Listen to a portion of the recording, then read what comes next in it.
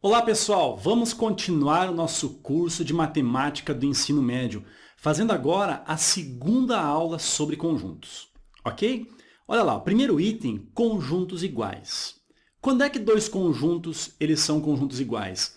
Dois conjuntos são iguais quando eles possuírem os mesmos elementos, ok? Vamos ver exemplos ali, ó. Olha só. Por exemplo, um conjunto A formado pelos elementos A, B e C.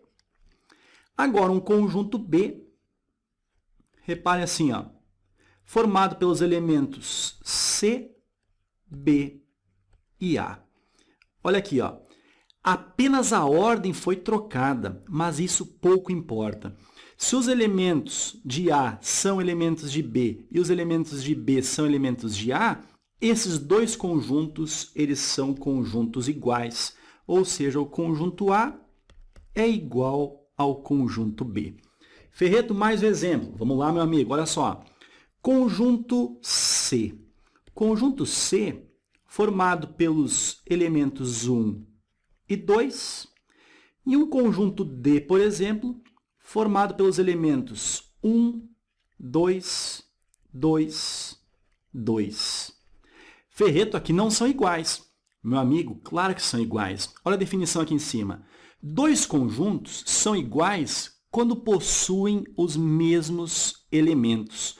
Então, aqui, ó, 1 e 2, que são elementos de C, são elementos de D? São 1 e 2. E os elementos de D, 1 e 2, são elementos de C? São também. Então, com esse exemplo aqui, gente, eu quero falar o seguinte: pouco importa se está sendo repetido os elementos.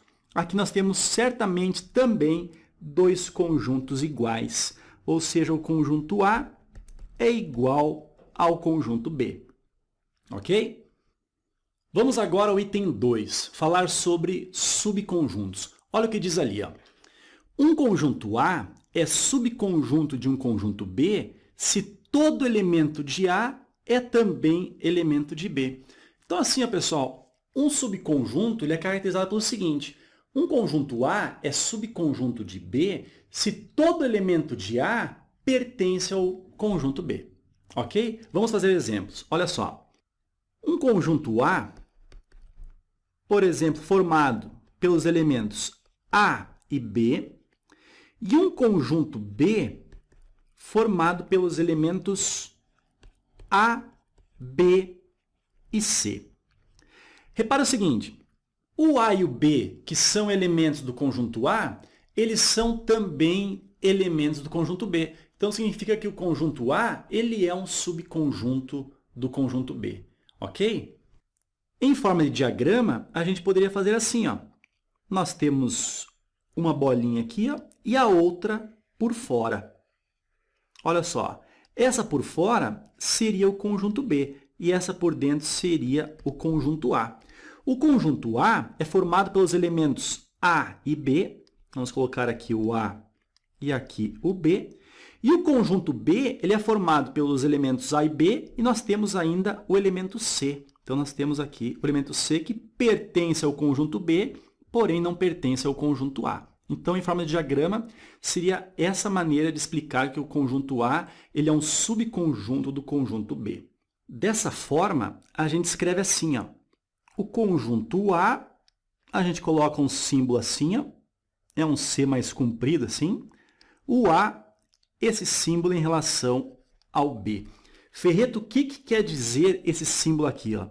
Esse símbolo aqui, meu amigo, quer dizer está contido.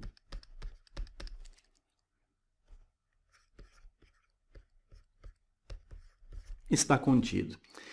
Esse símbolo aqui está contido, então ele pode ser entendido ou interpretado de três maneiras, tá? Olha só, a primeira está contido, ou seja, o A está contido em B.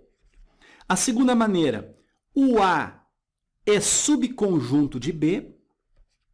Se o A está contido, então o A é subconjunto de B.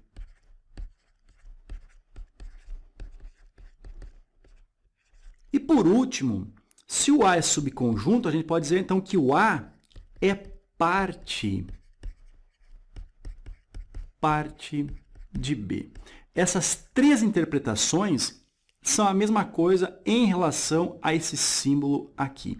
Ok? Vamos descer um pouquinho e vamos a mais um exemplo.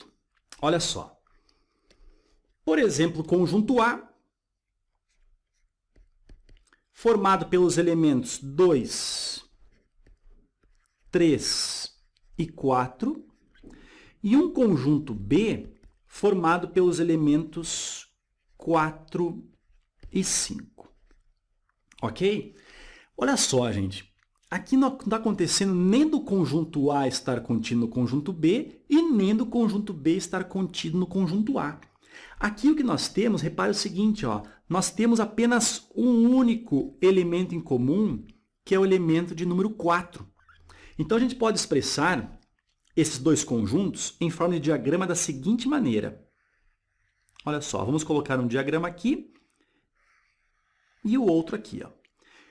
Nessa parte central aqui, nós temos a parte onde nós colocamos elementos que pertencem aos dois conjuntos. Aqui nós temos o número 4 como pertencendo aos dois conjuntos. Então, o 4 está nessa parte que na próxima aula a gente vai ver que fala da intersecção de conjuntos. Ok? Agora, fazendo parte do conjunto A, nós temos o 2 e o 3.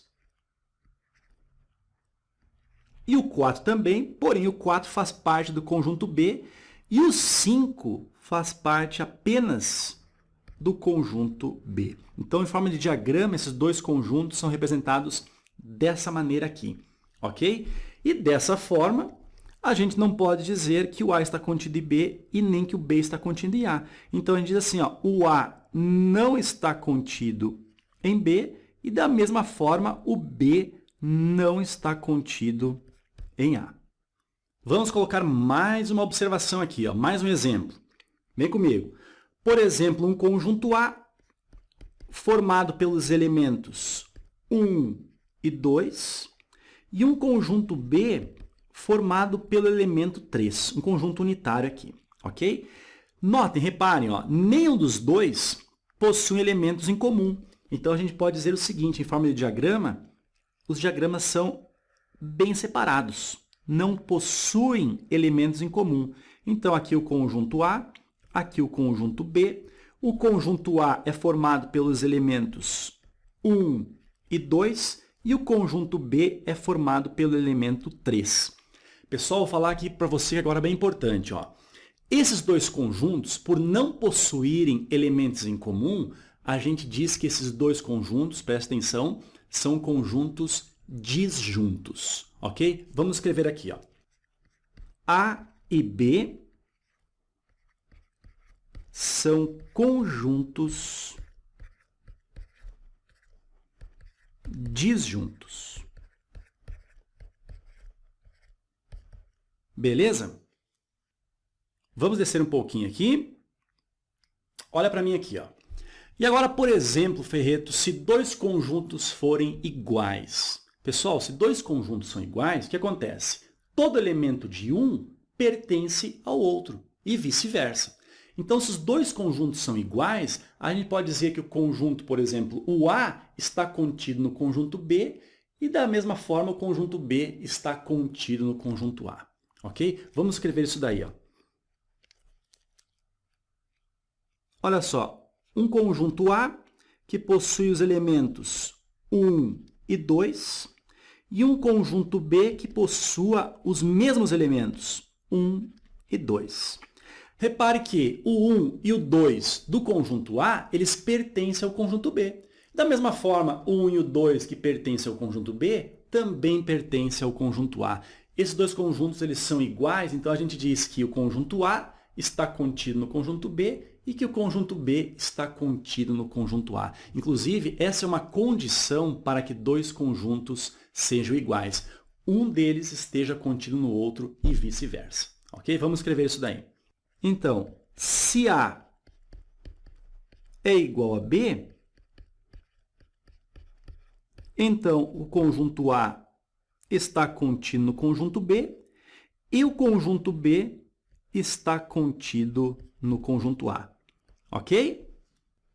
Vamos ao item 3, falar o seguinte, propriedades da inclusão. São duas propriedades, olha só. A primeira propriedade fala a respeito do conjunto vazio, preste atenção. Ó. O conjunto vazio ele é subconjunto de qualquer conjunto, inclusive dele mesmo. Em outras palavras, o conjunto vazio está contido em qualquer outro conjunto. Ok? Vamos escrever isso daí. Propriedade 1, vamos escrever assim, ó, P1, diz o seguinte, que o conjunto vazio, com esse símbolo aqui, ele está contido em qualquer conjunto A, mesmo que esse conjunto A seja o conjunto vazio. Então, ele pode ser subconjunto dele mesmo. Ok? A propriedade 2. Olha para mim aqui. Ó. Um certo conjunto A, ele é sempre subconjunto dele mesmo. Em outras palavras, um certo conjunto A sempre estará contido nele mesmo. Ok? Vamos escrever isso daí? Um conjunto A, ele está contido sempre nele mesmo. Ou seja, o A é subconjunto dele mesmo. Ou seja, também, o A é parte de A. Vamos fazer agora aqui, ó, umas questõezinhas bem jogo rápido para a gente fazer um fechamento até esse momento aqui.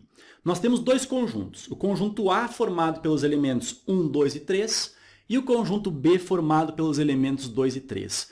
Vamos assinalar verdadeiro ou falso do item A ao item F. Vamos começar pelo primeiro. Olha lá. Item A. 3 pertence ao conjunto A. Olha lá em cima. Ó. O número 3 ele é um elemento pertencente ao conjunto A. Então, 3 pertence a A, item verdadeiro. Item B. 1 não pertence ao conjunto B. Olha o conjunto B, só tem os elementos 2 e 3, então o 1 não está aqui. Então, 1 não pertence ao conjunto B, é uma afirmação verdadeira também. C. B está contido em A.